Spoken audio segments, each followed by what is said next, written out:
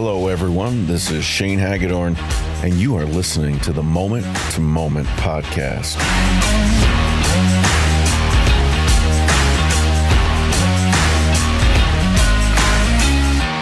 It is Friday, October 12th, 2018, and we are in fall. It has kicked in this past week. And if you ever get bored with the season in Michigan, just wait because it'll change.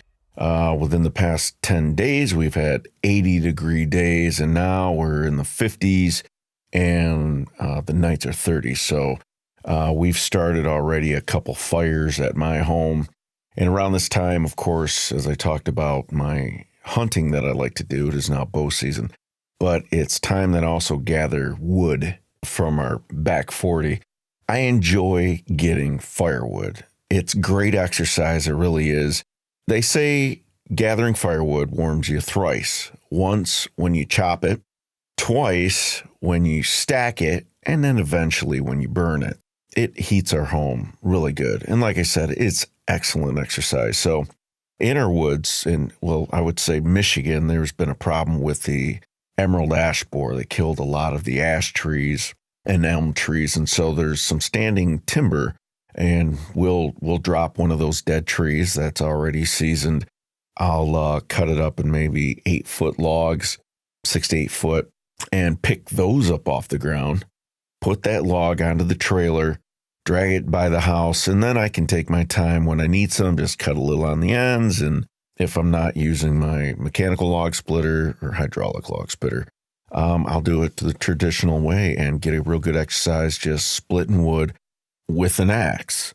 It's like I'm mining for gold. I think I've talked to other people who get firewood. They really enjoy it, as I said, getting out in the woods, but it's something about taking a resource that was just out there, bringing it back, and knowing that you can utilize it for your benefit, like firewood. It's saving money. It's using resources that are available to me, and it's just really cool to heat your home that way. Kind of manly. I like to think of it that way, but it is great exercise, and you're out in nature, which I recommend for people. I think there's a lot of people with, they're dealing with a lot of stress and frustration and the job and all these different things, and that is normal with a 9 to 5 and just breakneck speed trying to get goals accomplished and do all these things. And we really don't get the opportunity to go for walks in the park, be in the woods. I find that connecting with nature like that, for me, is very therapeutic. When I am hunting during the season and just sitting in the stand, sitting in the quietness, getting out there in the morning before really anything is really awake, and you climb into that stand as quietly as possible, and you just sit there. And then you slowly watch the sun rise and the woods become alive, the chipmunks and squirrels and birds, and eventually you see the other woodland animals coming out, the deer. And it's kind of funny because you get to be a voyeur of nature, and you would normally never get that opportunity, and you have to stay silent. And like I said, when I'm in the woods, just watching leaves fall, and you smell the wood and the leaves and the soil, and you see the animals. And I think you really connect to God, the creator of these things, and how a really magnificent and marvelous creation is. For me, that is just good therapy, being out there. So I encourage you, get out in the woods, take a walk, climb a mountain, get away from the concrete jungle, get away from the stressors, the problems of life. Some of that will still be there when you get back, of course, but you may have a new perspective. You may have a new outlook, and just know that in the grand scheme of all things, those things that you may see as big problems really aren't that big. They're not. But we really have a tendency to over-dramatize some of these things. And you know what? And sometimes they are big. And sometimes they are insurmountable. and we go through really, really tough times in life. But it's still up to us to have the attitude to get through it. And sometimes we have to dig real deep, and sometimes it takes years. But the human condition is to persevere and overcome and adapt. And so that's what we must do to get through health challenges, financial challenges, relationship challenges, and know that you will get through it. And I say all those things because it is Mental Illness Awareness Week. Maybe some folks don't pay too much attention to that, but I do, as I've mentioned before, work in the healthcare industry as a security officer. We respond to many different cases of people going through crisis. I think that most of the people that we have to intervene with in the hospital are either suffering from addictions, alcoholism, drug addicts. There's a really, really high opium problem in America and in these small towns in the city that I live in or work in. But mental illness can be a contributor to those things and also a direct result of some of those habits and lifestyles. And so when we intervene in some of these crises at the hospital, we see people all over on the spectrum in terms of mental illness. It affects their daily life. It affects their work life, their relationships.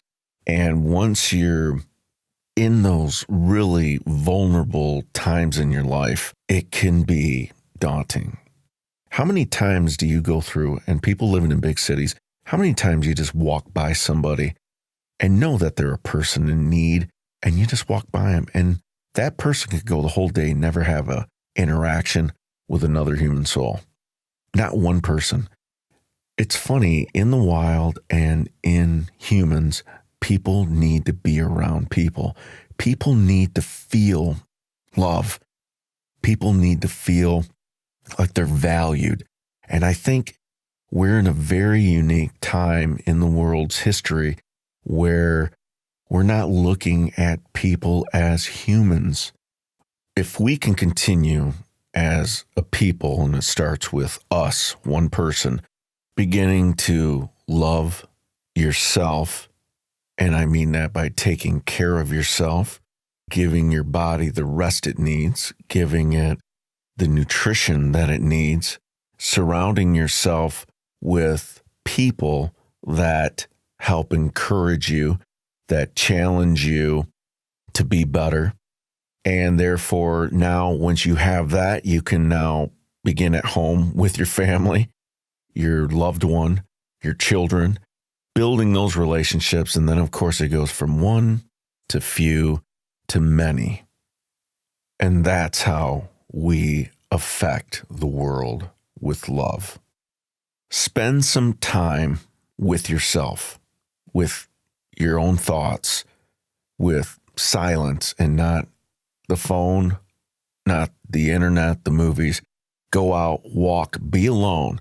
And sometimes you will be very surprised if you're seeking and searching the answers that you may find. If you're struggling with something, start to work on it. Start to work on yourself, and then you can help somebody else.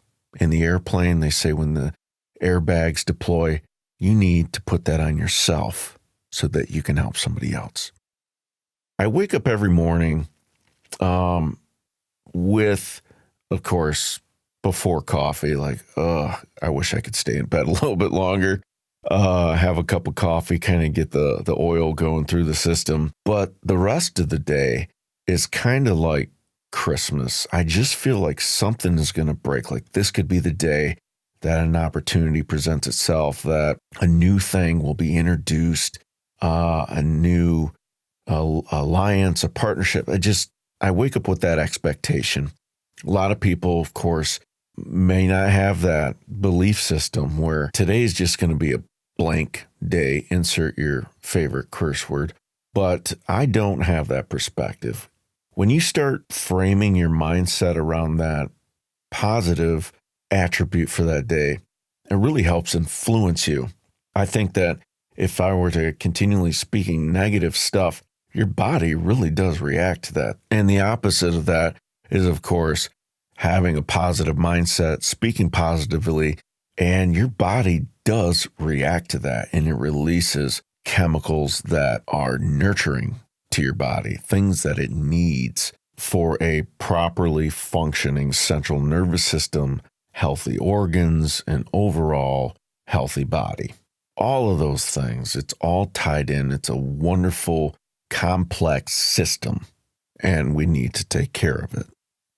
So this fall is a perfect opportunity to get out there. Like we talked about, Michigan is one of the most beautiful states in the fall. The UP starts changing before the lower half. We just have some gorgeous, gorgeous smaller mountains and forests and filled with oaks and maples and the colors. One way that I like to do it, canoeing or kayaking one of the rivers in Michigan and being able to see just a glorious, glorious color palette of trees is one of my most favorite things to do, getting out on the water. When we were kids growing up in a small town in mid-Michigan, we had a friend that lived next door, and his parents owned a canoe livery. So they were always out on the water. As we got into high school, of course, we'd always canoe, but we would actually skip school to go canoeing. We'd have these big outings, and we'd scramble everything that we could get together, any kind of food, of course, adult beverages that, made the time go by. It wasn't legal then, but, and we'd just be out on the water, floating, laughing, carrying on, tipping over the canoe. Being on the water was something really special to me and something that I really look forward to doing more. Trying to fit it in, of course, is another story. But why don't we do more things that we really want to do? Why aren't we pursuing the things that make us happy? I'm asking myself that. We got bills, we got responsibilities, and those things always are taking the front seat. I would say not the front seat, but really driving us in this vehicle of life. We're not able to really, truly cherish the things that we want to do, the people we want to be with. Why aren't we doing these things? I talk to a lot of people. They may, be talking about acting. Man, it looks really great, and it looks like you guys are doing really well and successful and stuff like that. Yes, and it takes a lot of work. And they're kind of going through, and they're in their 20s, they're in their 30s, 40s, 50s even, and they still don't know what they want to do. They still don't know, as my dad used to say, I don't know what I want to be when I grow up. So we're still kind of going through the motions, and we're doing things that aren't fun, that aren't interesting, but it's making a living. And we're not really making a life. We're not spending time with the people that we want to. So when I talk to people, and I've learned this through different motivational books and videos, is we have to ask ourselves this question, and it's a big question. If money were no object, what would I want to do? What would I pursue if the mortgage wasn't looming, the car payments, and if the money would just attract itself to that vocation? What kind of artistry would you want to do? What kind of business would you want to launch? And then the second question is, why aren't we doing that? Why aren't we pursuing those things? What's keeping us back? Our fears? Is it somebody that we love, their expectations, their high standards? What is it that we're not living life fully? Because we're not guaranteed another day. So why aren't we going forward with fervor, grabbing onto life and doing as much as we can while we're here in the things that we really want to do? What is our purpose? What is our purpose? I think that's as I've been learning, one of the most critical questions we can ask ourselves. Why am I here? And what am I here for? Man, that's deep. Even as I say that to myself, think about it. Why am I here? Why was I created? If you don't believe that, that's fine. So you go through and say, okay, why? What is my purpose? Is it just to live, eat, drink, sleep, earn money, spend money, have a relationship, get out of a relationship, meet new people, and then you die? And then there's a gravestone. And in all the things we've acquired, all the things that we've built, all the barns that we've made to house all the things we bought, go to someone else. They get sold and you die and people forget about you and the next generation comes. Is that all there is? And if it is, it seems a little pointless. It seems meaningless. And I can understand now while people go through life just going through the motions with no real purpose, with no drive for something, and all your actions do seem meaningless.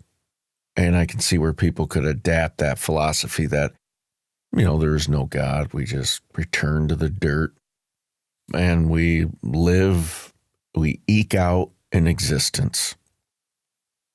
Maybe have some laughs, definitely some cries, and that's it. To me, I don't subscribe to that. I feel in my core being that I was created for something more than that. I was born to solve a problem. I think we all are. There's something that needs to be done in this world that we were put here to help solve, to help foster change and make a difference. I challenge you, if you're already on a path that is working for you and things like that, and you have a lot of structure and things set up, goals, good. God bless you. If you're in the other boat where you're going through and you just feel like you're splashing around and making a lot of momentum, but not making any progress in a direction, I challenge you to ask and dig deep and just ask, why am I here? What is my purpose? And what problem was I born to solve? That's some big stuff. And if you really are seeking, you will find the answer and you can be on the track to helping solve that problem. And once you have purpose in life, once there's hope, once there's something to work forward to, start with yourself and then with others, you will begin to be the change that the world needs. Thanks again for taking the time out of your busy lives to spend time with me. And let's chat. Please visit the Moment to Moment podcast on Facebook and leave some comments. Let me know what you're interested in talking about. I will have some guests on the show. Let me know if things really sparked a fire for you. If you have questions, let's get something positive going, and let's help each other. Iron sharpens iron. Thanks again. God bless you all.